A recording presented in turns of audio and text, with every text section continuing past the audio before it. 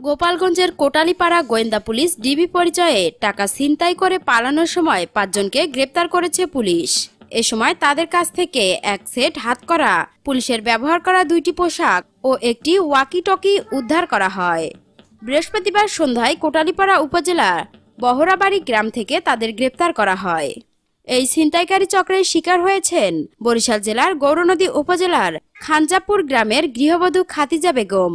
তিনি বলেন, আমার বাড়ির তৈরির কাজ চলছে, বাড়ির জন্য সিমেন্ট ও রড কেনার কথা ছিল, সেজন্যই ছেলে কায়েস হাওলাদারকে নিয়ে বের হয়েছিলাম। সঙ্গে ছিল নগদ ৮০,০০০ টাকা। দুপুর ১টার দিকে সোনালী ব্যাংক টর্কি বন্দর শাখা থেকে আরো ২ লাখ টাকা তুলি। সব টাকা নিয়ে রওনা হই ভুরঘাটার পথে।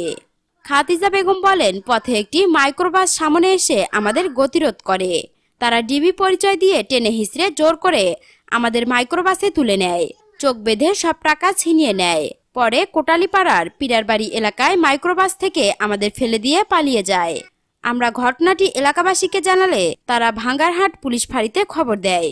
কোটালীপাড়া থানার ওসি মোহাম্মদ কামরুল ফারুক বলেন, খবর পাওয়ার সঙ্গে সঙ্গেই আমরা ওই রাস্তা দিয়ে বের হওয়ার সম্ভাব্য সব মোড়ে ব্যারিকেড বসাই। ছিনতাইকারীরা বহরাবাড়ি এলাকায় গিয়ে পুলিশের ব্যারিকেড দেখে মাইক্রোবাস থামিয়ে পালিয়ে যাওয়ার চেষ্টা করে। এ সময় পুলিশ তাদের আটক করে। ওসি বলেন, ছিনতাইকারীদের কাছ থেকে হাতকড়া, ডিবি পুলিশের ব্যবহৃত পোশাক, ওয়াকিটকি ও ছিনতাই করা ২৭,০০০ টাকা উদ্ধার করা হয়েছে। বাকি টাকা উদ্ধারের চেষ্টা চলছে। এ বিষয়ে কোটালীপাড়া থানায় মামলা দায়ের করা হয়েছে। ৫ জন ছিনতাইকারী রিমান্ড চেয়ে আদালতের মাধ্যমে তাদের কারাগারে পাঠানো হয়েছে বলে জানান তিনি।